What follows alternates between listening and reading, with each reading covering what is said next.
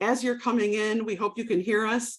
Please go ahead and introduce yourselves in the chat box. My name is Jennifer Rigg. I serve as Executive Director at GCE-US, and we're really thrilled to be part of Global Action Week, and today especially focused on a spotlight session that's hosted by GCE-US with colleagues from around our coalition of over 80 organizations, civil society groups focused on human rights, education, early childhood, inclusion, and a variety of topics. And as you all know, the GCE movement is active in over 100 countries. We're really delighted that so many youth, students, teachers, people from around the globe are joining in this movement and this work together.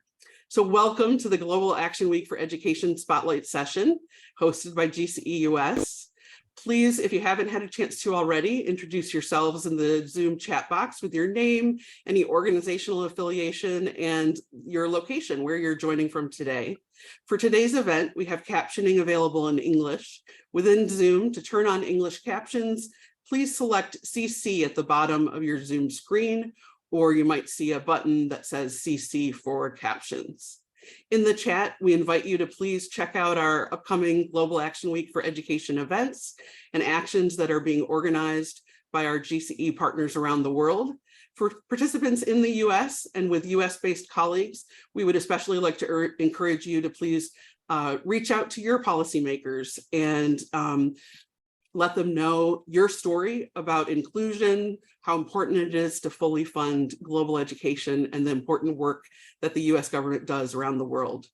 Throughout this session, we want to have as much interaction with participants as possible, and we invite you to pose questions, comments, ideas, share your announcements, upcoming events in the Zoom chat box. Today's event will feature keynote remarks from USAID Deputy Assistant Administrator, Bama Athreya, and a discussion with time for Q&A. Given the focus on decolonizing education financing and decolonizing systems around the globe for this year's Global Action Week for Education, or GAWE, our discussion will center around USAID's commitment to meaningful inclusion and ongoing efforts to shift power dynamics and ensure inclusion across the agency, across US government's work, including throughout USAID's international programs. So we'll make sure that we share her full impressive bio, and thanks to organizer Annie Lynn and our amazing fellows who have done fantastic organizing today. We also really want to thank Bama Noel and her entire team that has pulled this fantastic session together. And so we're really excited to welcome Bama Athreya and specifically to share that in her role at USAID, she's with the she oversees both the Gender Equality and Women's Empowerment Hub and the Inclusive Development Hub in USAID's Bureau for Development, Democracy, and Innovation, or DDI. Deputy Assistant Administrator Athreya is an expert on international labor issues, gender, social inclusion, business, and human rights. And we're honored to welcome you to speak with us today.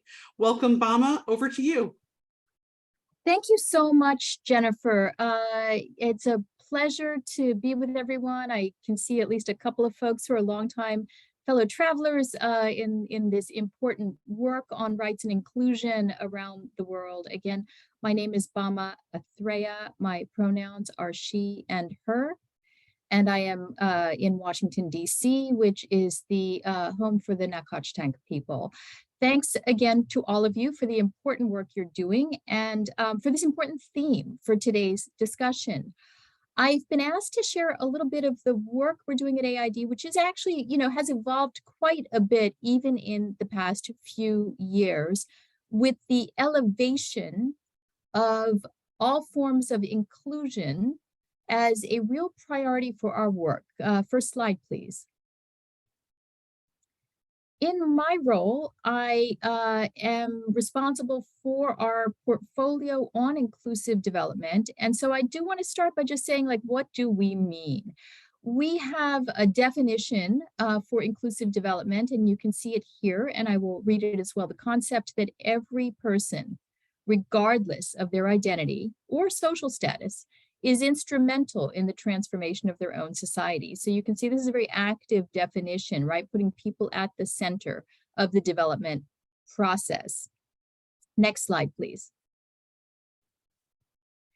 We have localized all of this work, sort of put it into one home, and that is our Inclusive Development Hub, which sits within the Bureau where I am a DAA, the Bureau for Development, Democracy, and Innovation. And by bringing together a number of portfolios that work on specific communities, we've really been able to create a whole that is greater than the sum of the parts, advocating not only for specific populations, such as LGBTQ plus communities, disability communities, and Indigenous peoples communities, and racial and ethnic equities, but really to also say, look, who do we not have a formal portfolio to address, and what can we do to stretch our resources and our technical knowledge to ensure that all those who are marginalized are able to be brought into global development efforts.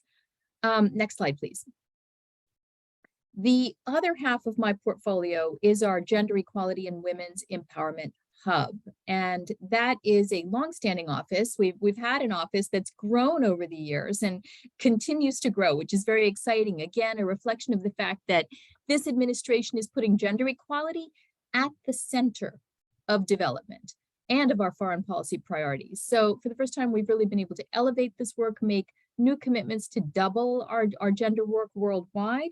And as you'll see here, we address a number of cross-cutting priorities. Just to state, our current cross-cutting priorities within the Gender Hub are gender-based violence prevention and response, women's economic security, and on both of these, we have new US strategies on preventing and responding to GBV, and on women's economic security that are interagency strategies for our global work, and our other priorities are gender equality in the environment, climate, and energy sectors. The Hub has 4 primary mandates, which you can see here, providing evidence-based, demand-driven technical assistance, thought leadership, and strengthening the capacity of our missions and operating units worldwide to ensure a gender equality frame for all of the work we do. And we also manage direct programming. And again, the resources for our direct programming are growing under this administration. So we're very delighted to see that. And it applies to all sectors of work, really. So I want to just take a minute now to acknowledge the theme of the discussions this week, decolonization. It's such a great theme, and it's such a hard thing, right? I mean, we're dealing with decades and decades of legacy of how we do development work. And it is no small thing to find a way, a path out of where we've come from and toward the power shifting that we all agree is very, very necessary in development work. So I just want to say that we sit in a bureau where the gender work and the Inclusive Development Hubs work sit side by side with our localization work. In the same bureau, we have our Localization, Faith, and Transformative Partnerships Hub, which, like our Inclusive Development and Gender work, has been elevated, has had a portfolio that's been elevated under this administration with really very strong new commitments to localizing, to locally led development. And that is a power shifting agenda. And it is one that relates closely to how we do inclusive development. We see locally led development and inclusive development as 2 sides of the same coin, right? Because both involve making intentional changes to agency policies, processes, staffing, and funding decisions, so that we are putting more power in the hands of local actors to lead this work, and particularly those actors that may have faced longstanding barriers in attempting to work with USAID or with other development institutions. So I'm looking forward to an exchange with you on what you've been talking about. What does this theme of decolonization mean? What are your organizations doing to really transform and to transfer power to those locally led organizations? At their best, we think all of these approaches, gender equality, localization, inclusive development, create a virtuous cycle and reinforce a principle which is at the heart of our work: nothing about us without us. So now, how does this relate to the education sector? For USAID, inclusive education does require a profound cultural shift. And that shift starts in early childhood, right? At the early childhood and primary, secondary, and post-secondary levels to create learning systems that support all learners at all ages and stages of development. Think about this in two ways.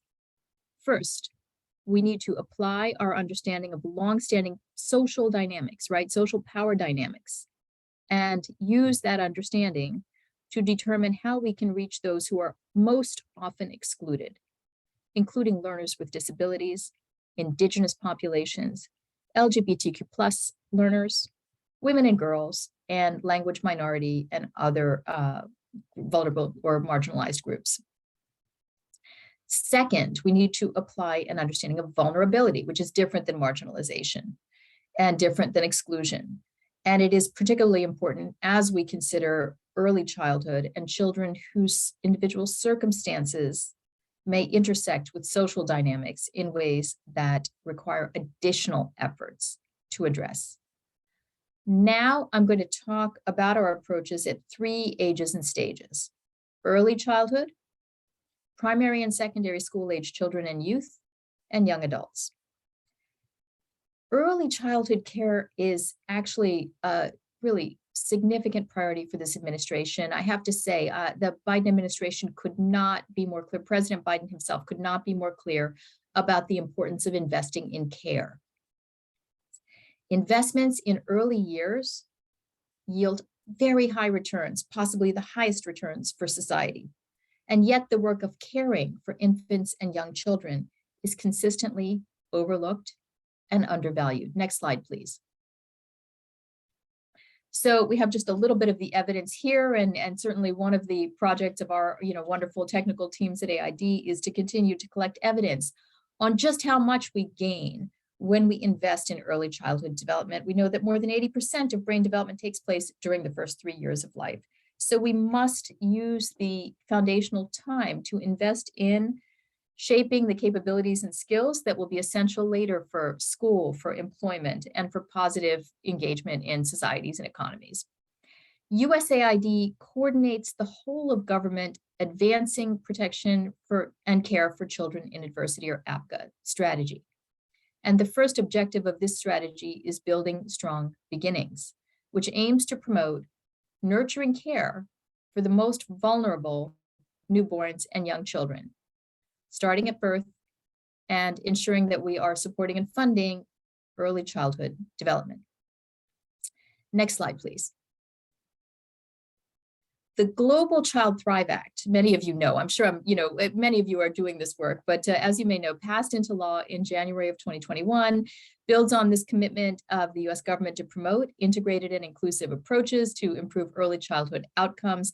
And we're so pleased, right, that one of the teams that I have the privilege of working with is leading interagency efforts in this area, regularly convenes the Thrive Coalition. I'm sure I saw some of you on a recent engagement we had with the Global Child Thrive Coalition. And, as again, some of you certainly know, organizations and individuals, we're really glad to see a robust coalition of organizations and individuals dedicated to optimizing US support for early childhood development. So thanks for being here, and thanks for being part of that important work as well.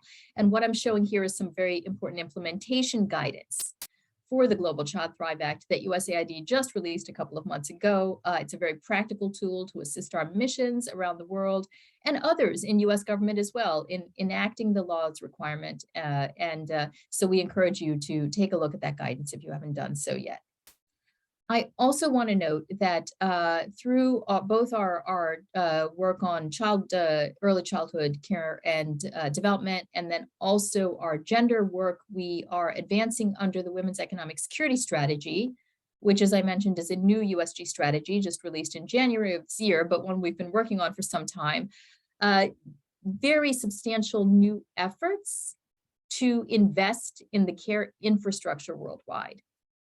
And this not only creates those strong beginnings, but also unlocks the economic potential of women in multiple ways.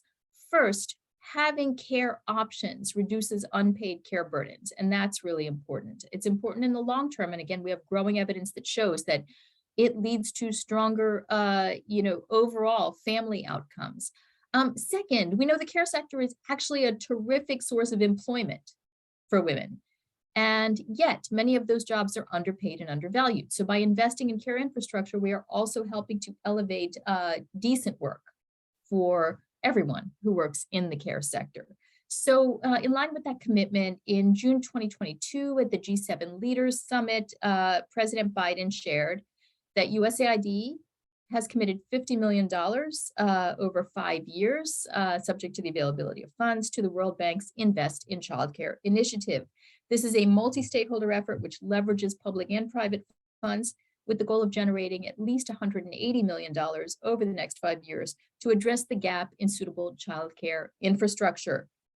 Again, with spillover effects that have long-term effects for children and families and support women's economic inclusion and stronger economic security worldwide. So, this is now a central part of our development approach. And this is one of the things I've really been pleased to see since my time in this position at USAID. We've never before made investments in care infrastructure and in early childhood development such a central part of our development agenda as we are today. So moving on, next slide, please. I do want to talk about inclusive education. And here I will again read this, but I just want to be sure we're reinforcing that our education programs improve access to quality education across the education continuum. And we conceptualize inclusive education as an umbrella term. That does require, as I said before, a profound cultural shift, right? We are talking about power shifting in the ways I hope you've been talking about it this week. Going through primary, secondary, and post-secondary levels to create an education system that supports all learners, and especially those from marginalized communities, including learners with disabilities, Indigenous peoples, LGBTQ+ learners, women and girls, and language minority and other groups. So this is, again, part of our definition, our formal definition. It's consistent with the definition in our 2018 USAID education policy. And it is a way in which we work very closely in our Inclusive Development Hub with our education colleagues in DC and around the world. We are generating lots of evidence to advance inclusive education. I'm going to mention a couple of efforts. Some of you may be familiar with these efforts, starting with our Language of Instruction Transition Education System study that's implemented by University of Notre Dame, American Institutes for Research, Resilient Africa Network, and many local partners. And it focuses on generating empirical evidence, including factors that contribute to the success of language of instruction transitions from learners' home language to school-based literacy skills. So we're hoping the evidence from this study will provide useful insights so we can continue to expand bilingual and multilingual education programs in low-resource settings. We are currently doing this study in Kenya, Mozambique, Rwanda, Senegal, Mali, and the Philippines. So that's just one. Similarly, I want to mention our Deaf Education Language of Instruction Transition in Education Systems, or DLITES study. Again, University of Notre Dame is a partner to this, as well as Rochester Institute of Technology and University of Tennessee, Knoxville. And this study is investigating the most critical factors in a system to foster foundational language and literacy outcomes for deaf learners. The countries of research here are Malawi, Rwanda, and Philippines. And again, in collaboration with both US-based and local researchers. And then finally, I'm going to mention one other study, which is the multi-country study on inclusive education to investigate delivery of disability inclusive early grade reading. That is being implemented in Cambodia, Malawi, and Nepal, and in partnership with the Cambodian Disabled Peoples Organization, Invest in Knowledge, and Kathmandu University. We are also increasing initiatives for learners with disabilities in the youth workforce development and higher education programs. We recently published a new evidence and good practice paper on effective strategies for increasing employment and quality of employment among youth with disabilities. And we are going to present this paper. I don't know if any of you are registered for the Global Youth Economic Opportunity Summit, which starts today and goes through the next 3 days. So it is online. It's starting now. I think if you're not registered, though, it's a bit too late to register. But that is, we're going to be presenting that study again. And the summit is hosted by Save the Children Education Development Center, the International Disability Alliance, and Youth with Disabilities from Indonesia, and Rwanda, who will join that particular session at the event. So now I'm going to just take a few more minutes to talk. We've moved through, again, these ages and stages to talk about youth and how we're investing in youth. Next slide, please. Okay, and starting with, if you haven't seen it, please go look at our new Youth in Development Policy, which we updated and released just last year. I encourage all of you to check it out and to take a look at how we're defining youth engagement. I have to say, I am particularly pleased to know that we have student activists here with us today and throughout the week, that that this coalition is really prioritizing engagement of youth as leaders in the movement for education. And this is really very consistent with how we're looking at youth in this new policy. We define meaningful youth engagement, I'm going to quote from the policy here, as inclusive, intentional, mutually respectful partnership between youth and adults whereby power is shared, respective contributions are valued, and young people's ideas, perspectives, skills, and strengths are integrated into design and delivery of programs. So pause on that, and I'd love to hear from you how that is playing out in your advocacy this week and in the coalition's work. We believe power sharing between youth and adults requires full participation and decision-making by young people in the planning, design, implementation, monitoring, and evaluation of USAID projects. Next slide, please. So, this is just to give you an idea of what we mean in the youth policy, how this applies throughout the program cycle. We've got three sort of tiers here of engagement, right? That, youth are program participants, okay, low bar there. But then, really moving through this to making sure that all of our activities are youth relevant, that we're not just saying come, but we're saying we're going to make this relevant to you. But then really, the highest bar and the one that I really am leaning in on here in this presentation and discussion with all of you is youth-led. Like, what is the role of youth in actually designing and leading the implementation of these programs? I'm going to give you an example of one of our youth-led programs. And, a real good example of power sharing is our Youth Excel program. That is a global USAID program that expands opportunities for non-traditional partners, again, going back to our localization agenda, as sub-awardees and through small grants to youth-led organizations, right? So again, here are the ideas to put the resources directly into the hands of youth-led organizations at local levels. Two of the activities under Youth Excel include strengthening intergenerational partnerships. Again, excited to be here because I think this is a good example of, how you do that work of ensuring intergenerational partnerships to facilitate dialogue between youth and adults with a common agenda, and supporting advocacy to influence development agendas and policies. So thanks for showing us how to do that.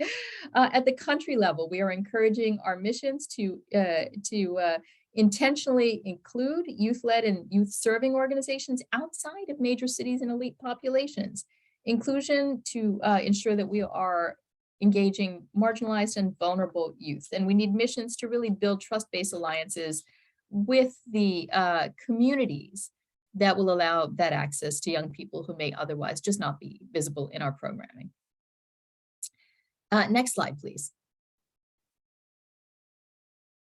Okay, so, I just want to, sort of, I think, wrap this up by talking about power exchange and transformation as, again, central to the implementation of our youth policy and our youth-led work, and to say that in future implementation of these programs, our Inclusive Development Hub's youth team will promote a few key interventions, and those include, and just in terms of best practice, ensuring that we are encouraging establishment of USAID advisory groups, youth advisory groups at mission levels, so that we're getting really a mix of very diverse youth voices that influence our programming at mission levels. Engaging older youth as peer leaders or mentors for others, hiring youth as interns, fellows, apprentices, and full-time employees within our youth programs, and building the capacity of our staff around the world through our training in positive youth development and the development of new curricula based on some of the research that I had referenced before and other ongoing research. So on that note, I think I'm just going to turn it back, Jennifer, to you to make sure we have some time for discussion. Thank you so much. This is amazing. Bama, thank you. We're really grateful for your fantastic leadership on all fronts, and you've covered so much.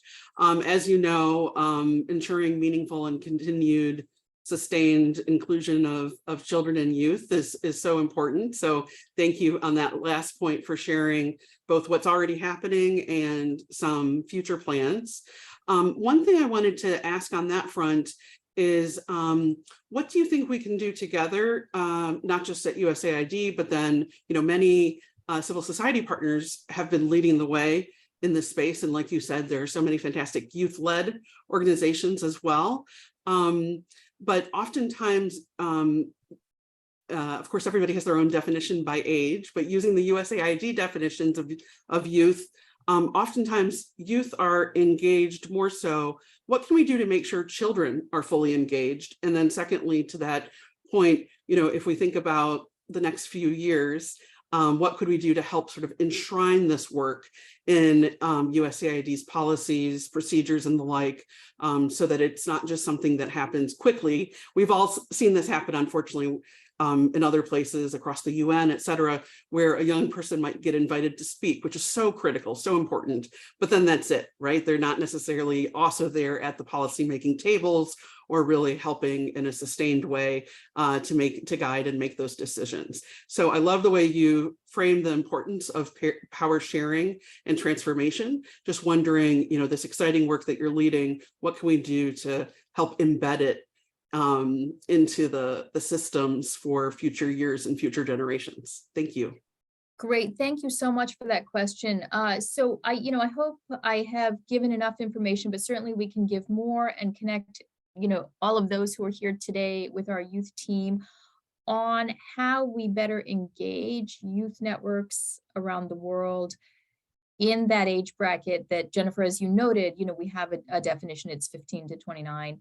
And that bracket, we necessarily are able to engage differently than children. So let's also, I'll come back to your question about children and how do we engage children's voices, which of course, as you all well know, we have to do in a much more sensitive way to ensure child protection in all of our processes of engaging with children. So, when it comes to youth, I think a few of the things, we've got the systems in place, and I think some of it tends to be just, people don't have perfect information. Many of you may not have known that we have a senior youth advisor, who is our point of contact, our focal point for the entire agency. We have youth champions in every mission. We have a number of regional youth advisors who sit in our regional bureaus, and we have mechanisms, right, and networks. So making sure that if you have networks and those networks are not well connected to our missions, that we find the ways to open those doors so everyone just knows who each other are, so that we can do more as we encourage missions to say, look, set up youth councils, that they're getting beyond the usual suspects. And we need the help of more and more of your networks. And we are happy to stay engaged with your network to make sure it's beyond the usual suspects. Now, Jennifer, you asked a very interesting question about, what about the voice of children? And I will actually look to this group to say, give us some suggestions. I can answer a part of your question, which is about policy. Now, as you say, many of these things don't, live on beyond the commitments, right, of a single, event, if they're not embedded in policy. So the youth and development policy was, we had an initial policy 10 years ago. We updated it last year. It was long in the making. We took on board the perspective of many, many voices in shaping that youth and development policy. It now is what it is, but it is only as good as, the meaning that constituents make of it. So we encourage you to lean on that policy, draw what you can out of it, and help us to make it real. There's another policy that we're updating this year that may be very relevant if you are looking for new space to say, look, we actually think we can provide you with some guidance on how you can engage children's voices or networks or perspectives of children. And that is, we are updating the what is the children in adversity, it's a US government-wide policy on advancing protection and care of children in adversity. And because that's now a new, policy that, well, it will be, right, a revised 5-year strategy. It's a strategy, not a policy, but it will be a revised 5-year strategy. There's space to engage constituents now, right, to say, okay, what do we need to consider as we, now look to best practice, what's changed in the past 5 years, what did we not incorporate last time around. So again, I would encourage members of the coalition to look very carefully at the current APCA strategy, right? The current 5-year strategy.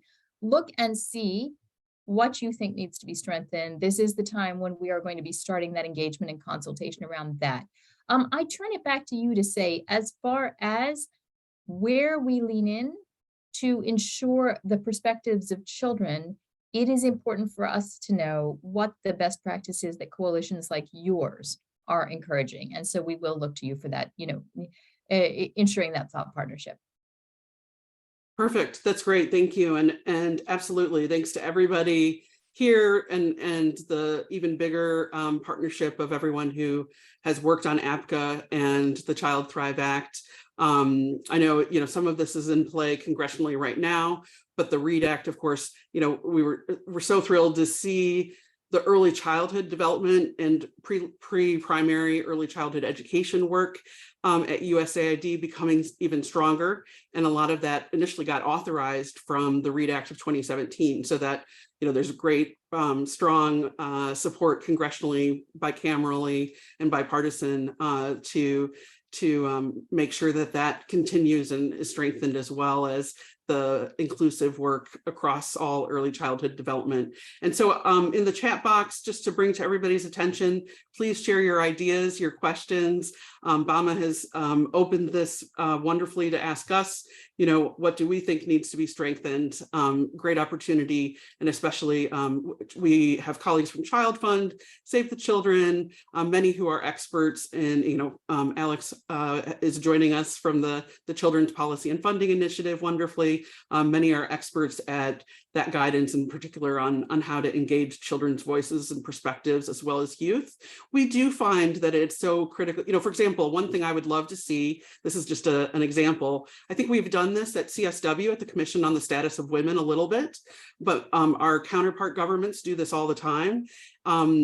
Could we ensure that U.S. governments and USAID's presence at future global fora is more inclusive of children and youth, right? So that and do it in a way that really expresses the full diversity of children and youth. So one young person isn't enough, right? It should really be make sure that I don't think there's any reason why those delegations couldn't of policymakers representing the U.S., for example, at the Sustainable Development Goal Summit in September, at the High Level Political Forum in July on SDGs, when we're at the table helping to design what comes after the current SDGs, which our colleagues across the UN are already starting that process. That would be a great way to, I think, make sure that children and youth are right there at those tables, for example. But we'd love to hear other ideas. Thank you from Alex. She says, many of us are working to lift up your portfolio and ensure that the work USAID is doing to support children globally is prioritized at other agencies. Are there lessons from the gender community and other priority initiatives for how to ensure political commitment and senior authority addressing children globally? Also, any update on the timing for the new USAID policy on disabilities? Thanks so much for the great questions, Alex. Okay, thanks very much for those. And hi, Alex. Thanks for all you're doing. And I'll respond to a few things at once. So Jennifer, let me start by just responding to, your sort of very, timely call out about, look, if we can't open the door now, I don't know when we're ever going to do it. So we are going to look to you to say, if you see multilateral opportunities, multilateral negotiations coming up where you are feeling like there is a good reason to have, youth networks, participating or on the sidelines, this is over to you. We are happy to be interlocutors if you're showing up. We need to know who's showing up. Obviously, we need to know in advance who's showing up, what the agenda may be. Many of us, that may be traveling as part of upcoming negotiations, and in addition to the SDGs, I would sort of point you towards G20.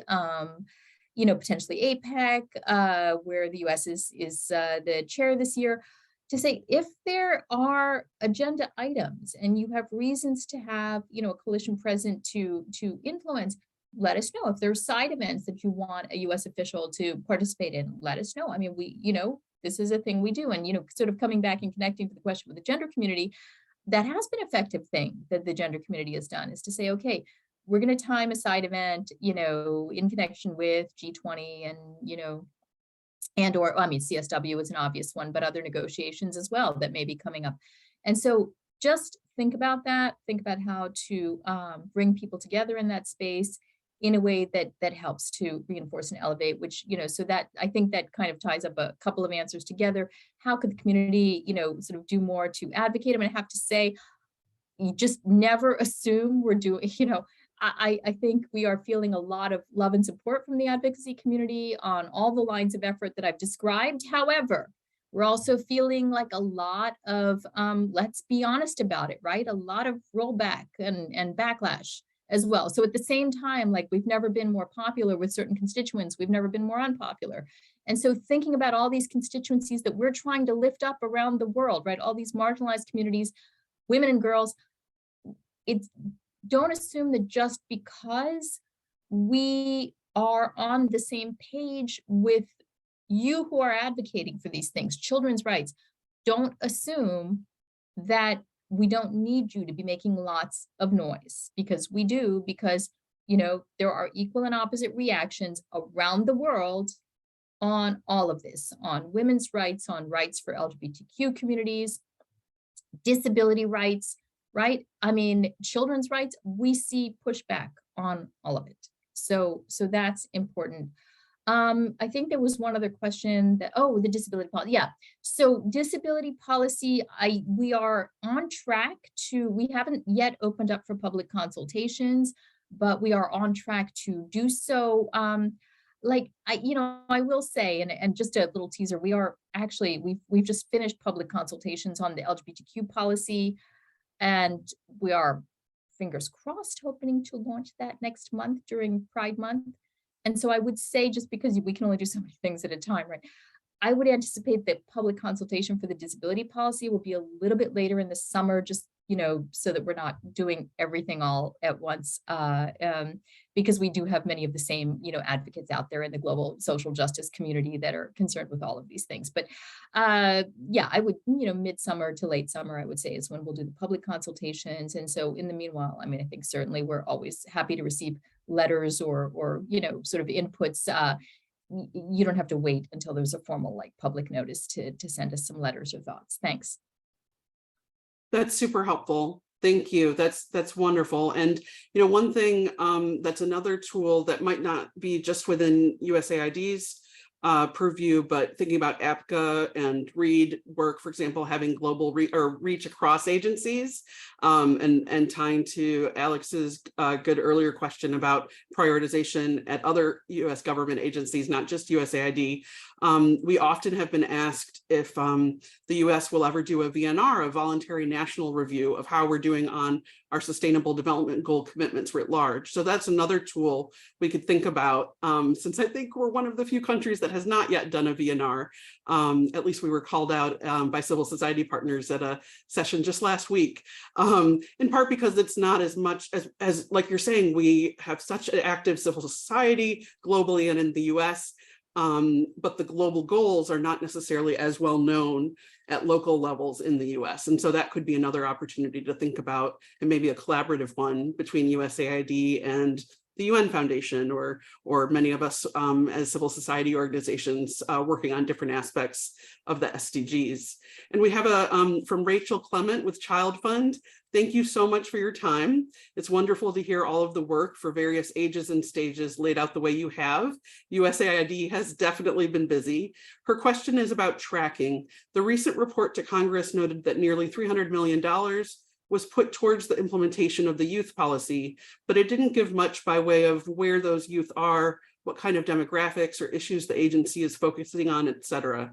Candidly, that makes it a bit tough as an advocate to push for more funding or more work on youth, since we just don't have that information or insight into the incredible work USAID facilitates. In your opinion, how can the community support USAID to set the implementation of that policy up for success, to highlight the benefits to youth and the world of USAID's work? Thanks for the question, Rachel, and thanks for your advocacy. Great. Yeah, thanks for that. So, well, let me just start by saying one of the things that the youth team at USAID is working on is like, what are the indicators we need to, how do we track better? So we are absolutely recognizing the issue with discrete tracking. A lot of the information we're getting now, as I had mentioned, we do have points of contact, youth points of contact in our missions around the world, but the rolling up of information through the existing mechanism. That's one way we track, is just to say, if we have a global mechanism such as Youth Excel, the mechanism I mentioned before, okay, we just capture what all the mission buy-ins have been or contributions have been to that mechanism. Another is through the youth points of contact, but systematic tracking and against indicators is something where I think hearing the voice of the advocacy community would be helpful. So would encourage you to engage directly with the youth team on what you would recommend as systems that would facilitate your being able to see and have access to the data that you think would be most valuable. And I really do truly encourage you, our doors are open. If you have thoughts, you can write to us, but better yet, you can sort of invite us to a conversation where you share your views on that. Just coming back for a second, Jennifer, just some of the back and forth around just ideas around the engagement of this community with the interagency processes and things like periodic reviews. I'm curious about the engagement with State Department. I think one of the things we have really we're quite excited about is the reestablishment of a youth, a lead for youth issues, global youth issues. Abby Finkenauer in that position. And I'm wondering whether that's made a difference in terms of this community's engagement with State Department. Great question. Others should please come in. I would personally say yes. My colleague Parina Anton Lopez is a student fellow who's met with her, and as well as Kathy Seiko with First Focus on Children and others. So please share your ideas, and great question. Thank you to us, Bama. And so please share how that's going. I think like you're doing, we've heard from the Youth Envoy's office at State Department that they also have really wanted to hear about other youth-related things happening across U.S. government, help to embed that more. It sounds like there's a database being developed, which is exciting as a way to similarly make sure that this work sustains itself beyond any one person who's appointed to that post. We're and can span across future administrations and structures. And then they also have been great, I think, about helping to make sure that the other special envoys can be invited to things, right? So on gender, disability, so many other access points. So I know they've been super busy and trying to kind of make sure. I think last time we spoke with them a month or so ago, there's that challenge that we all understand so well of how to make sure we have sufficient capacity to do this work well. But it sounded like they were trying to do some secondments. And others, please come in if you have an update, but so that there could be a big enough team, and that can also help create that shuttle diplomacy structure with other agencies, which is nice. So we'll keep answering your good questions, Bama, as well. Edward Winter with World Vision International says, thank you very much. What constraints are you seeing in the implementation of better disability inclusion in education programs? Feel free to broaden this across your full portfolio as well. Do you have any plans to address those constraints? And Donald put a question of, are there opportunities for US student interns to participate in these amazing programs? Thank you, everybody, for sharing, and please keep sharing ideas and questions.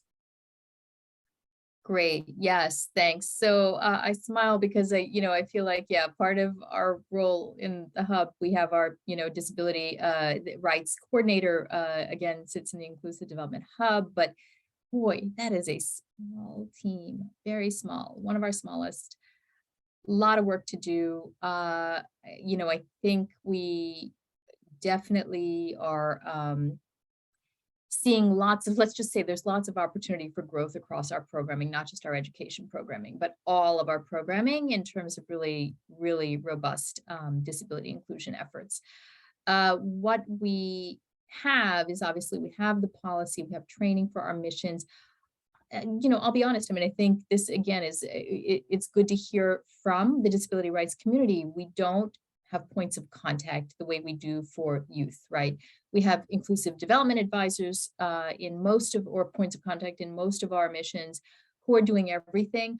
But we know that equity for persons with disabilities requires, a level of knowledge and awareness that many of our inclusive development advisors don't have, and we can only do so much through training and capacity building with them without the resources in place to really have some dedicated efforts. We are seeing a lot of programming around the world in all sectors that is, in need of maybe more guidance to implementing partners about the ways in which they need to build in appropriate resources for reasonable accommodation for persons with, a variety of needs. We're seeing a need for some better, like, just, what do I want to say? Stronger tools and resources in our own systems to make our own engagement with communities, in the field more accessible. So there's a long, I don't even know where to start. There's a long way to go on accessibility. I can tell you what we have. We have a policy that, again, is getting updated. We have guidance in our contracting to ensure that, that programs are met, all of our awards, all of our implementing partners are meant to make programs accessible to persons with disabilities. But there's just a long way to go. I think that last point that you raised is one best practice that I know we've been hearing in our consultations going back to 2014 when we first worked with youth, students, and academics to develop some recommendations on disability inclusive education and early childhood education in particular.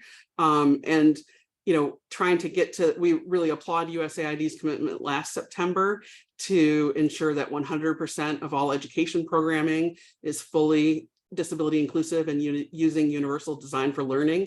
That's an opportunity, a door opener, I think, for all programs to work towards the same. And then similarly, that guidance, I think, for all contracts, grants, with the localization work that's so important, making sure that it comes with support and capacity building for organizations of people with disabilities to be leading on this work and fully involved, for example. And then it would be great to get to that point too, where we're all, it's just a part of the inclusive DNA, if you will, right? Yeah. That 100% of USAID's programming is fully inclusive. We find that there's been a lot of pilot projects, and then when you start from a pilot approach and try to scale, that doesn't get to the system change levels that's needed to really reach everyone. But yeah, those are some, and Edward, did you want to, you raised such a great question. Did anybody else want to reply on that in terms of what can be done to ensure stronger disability inclusion? While we're thinking about that, from Julie Murray, thank you for sharing. In terms of your great question, Bama, on the special envoy for youth at State Department, I would agree that it's been great to have a new point of contact on youth at state. One issue we've run across is the varying definitions of youth in the interagency. We appreciate USAID's definition of youth as age 10 to 29, whereas the State Department seems set on a definition that skews a little bit older, 15 to 35. So often adolescents 10 to 18 years old can benefit from youth-focused approaches, but can be dropped off from broader or older youth focus. I'd be interested to hear if you have any further thoughts on interagency coordination around youth engagement. Julie, such a great question. Thank you. And then, so we'll go back to you, Bama, and then I see Edward has his hand up. Edward, was it something on this topic that you wanted to, or your earlier question that you I was going to kind of answer my own question a little bit. Go for it. Great. No, it was interesting hearing, Bama, your thoughts. It's kind of, yeah, I think at World Vision, we're also going through the similar process of trying to institutionalize this in everything that we do. We had our own commitments at the Global Disability Summit. But I think, yeah, it's like we can get so far with that will to include children with disabilities, but at some point then it just, integrating deaf learners or learners who are blind, for example, just becomes that's very intimidating for people. And finding the resources available in country who can support those kind of technical programs, and elements of do no harm as well, making sure that we don't raise expectations and then they get dashed once they're in school, or there's bullying or abuse. So there's a lot of challenges in there that, yeah, I feel, yeah, the similar situation, and that's what we're working on now. How do we address those challenges? Looking at case management systems as a tool to better direct people to the right specialists to meet their specific needs. But thank you for sharing, Bama. That was Thank you, Edward. And I'd love to, just to again, lean in and solve this problem together, because I am being very honest with you about seeing it as a major gap and a failing in our overall approach to advancing DEIA, diversity, equity, inclusion, and accessibility. I think we're falling short on the A. And one of the reasons we're falling short is, as I've mentioned, we have a very small team here in Washington that cannot be the SWAT team that lands in missions and helps them identify and understand and unpack in the local context what's appropriate and how to ensure accessibility. We don't have that. And so how do we create that capacity in missions? We need, I think, to partner with organizations like yours that are working around the world, and perhaps even just take a few country contexts and say, in the broader community of our implementing partners, who are the experts and resource people that are on hand that can work with our missions and help really, unpack the barriers and help them understand how they can work to reduce those barriers. We absolutely need some new methods of approaching disability inclusion around the world. And we would be glad to hear from you and other organizations what we might try together. Again, we've never had more, political support, but we don't have the actual people or support, on the ground that we need to really do more in more of our programming. Yeah. I think I've just missed a couple of other questions that I was meant to talk about. Sorry, Jennifer. No problem. I'm happy to pull those out for our last few minutes with you. Thank you for everything. Edward, great points. I do think, actually, not to say that in the gender space, everything is solved by any means, but I think those models can be a nice adaptable pathway. So we've been, thanks to Josh Josa, Leah, Megan, others at USAID, there's been amazing work to do disability inclusive education, for example, training. But ultimately, I think in the gender space, we had found that you need that capacity, the funding, the training, the monitoring and evaluation, the measurement components. I think our colleagues in the UK did a good job of making sure it wasn't just at a program level, but staff and people implementing programs also had embedded in their performance review process annually, what am I doing on inclusion? What can I do better on inclusion, for example, right? So it actually truly translates for everybody's own work plan as well as at system-wide levels. And then ultimately ensuring that it's a great start to have people at regional levels, but probably really at each local level, there needs to be at least somebody who can be that point of contact, if not a team of people, right, that can help with on-the-spot capacity building. We have a few questions. You mentioned that opportunity for student youth to get involved. So Donald wanted to ask about the U.S. student intern opportunities. We can share some of the resources that we've seen, but if there's anything you'd like to point to, that would be great. And then Julie asked, I'd be interested to hear if you have further thoughts on interagency coordination around youth engagement. What can we do better? And then thank you, Evelyn, for saying it's great to hear about USAID's emphasis on nurturing care.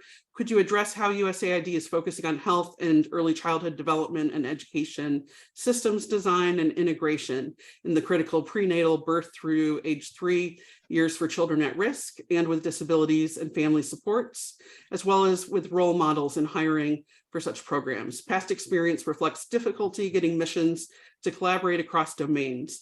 Perhaps with the evolving policy development, this can be a major focus, as we have had that evidence from 50 years in working in partnership and lessons that we keep learning. And sorry, Bama, the last piece I just wanted to also raise is we got a great question on your fantastic work on the gender equality front. So what more could we be doing to, what is USAID already doing, but what more could we all be doing together to work towards ending gender-based violence, and then the intersection with people doing education, right, is school-related gender-based violence for, over to you, sorry. Look, that's way too much for, I've got 1 minute left. So let's just promise some follow-ups. On nurturing care, like I actually think that's in and of itself a separate conversation, and a good conversation to have with Rebecca Levy, who's the U.S. Special Advisor for Children in Adversity, as well as, I'd be glad to participate in that as well as our Senior Gender Advisor, Jamila Biggio, because we are trying to, really bring together with our health and education colleagues, but that's a whole, seminar or webinar in and of itself. So I'm not going to take that.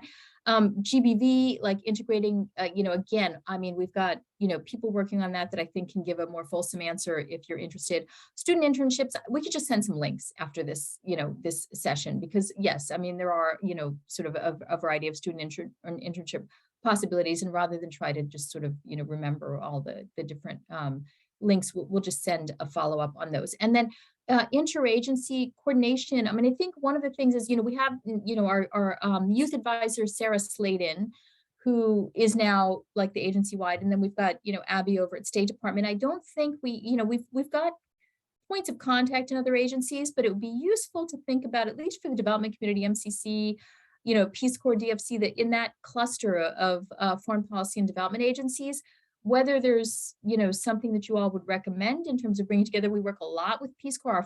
Our former youth advisor, Mike McCabe, is now at Peace Corps. So we've got some glue in terms of the interagency, but I don't think we have a formal structure. So that's something, just to think about whether there's an idea that you want to propose to us on that. So I really am out of time, and I'm going to have to run. Thank you so much. So let me just take a minute to thank everybody. Please look at all our resources. Please feel free to follow up with our team. And I am delighted to have had the chance to have this conversation with you. Thank you for all your time and all that you're doing, your leadership. We know you need to hop off, so just we want to extend a huge thank you and appreciation to you for joining us for this spotlight session. And if you need to hop to your next meeting, Bama, we understand. Thank you so very, very much. We encourage everyone to continue these vital conversations and actions on inclusion, on power shifting, on localization. We'd love to hear from all of you in our last few minutes, any announcements, ideas, responses that you have back in terms of recommendations. I think thanks to our colleagues at USAID, there's lots of doors open now just from this conversation in terms of follow up. And so if any of you, for example, would like to help with those follow up conversations, we're grateful to Bama, Noel, and their colleagues for extending that fantastic invitation. And then throughout the Global Action Week for Education and the rest of this month, we encourage you to please participate in 1 week. We're going to have our GCE-US coalition meeting, which we normally hold monthly, but because of Global Action Week for Education, we've got lots of amazing conversations. Thanks to Parina, Katie, Annie, and the fantastic student fellows at GCE-US. They are all graduating this week. So please join me in thanking them for their amazing leadership and just their fantastic work that they've been doing with GCE-US and across their universities, across the globe with youth and students. Clearly, extremely strong leadership and exciting things to come. As well. And then please join us on May 31st. Pardon me, the coalition meeting is on May 23rd at 9 a.m. ET. We'd love to see all of you there. And the next Inclusive Education and Early Childhood Community of Practice will be on May 31st, also at 9 a.m. ET.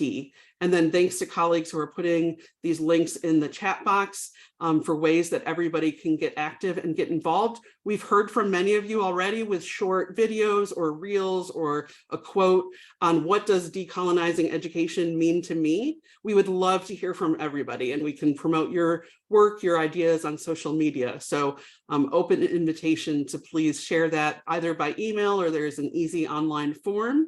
And please join us in taking action for GAWE, for Global Action Week for Education and beyond. Any other announcements in our last minute before we close?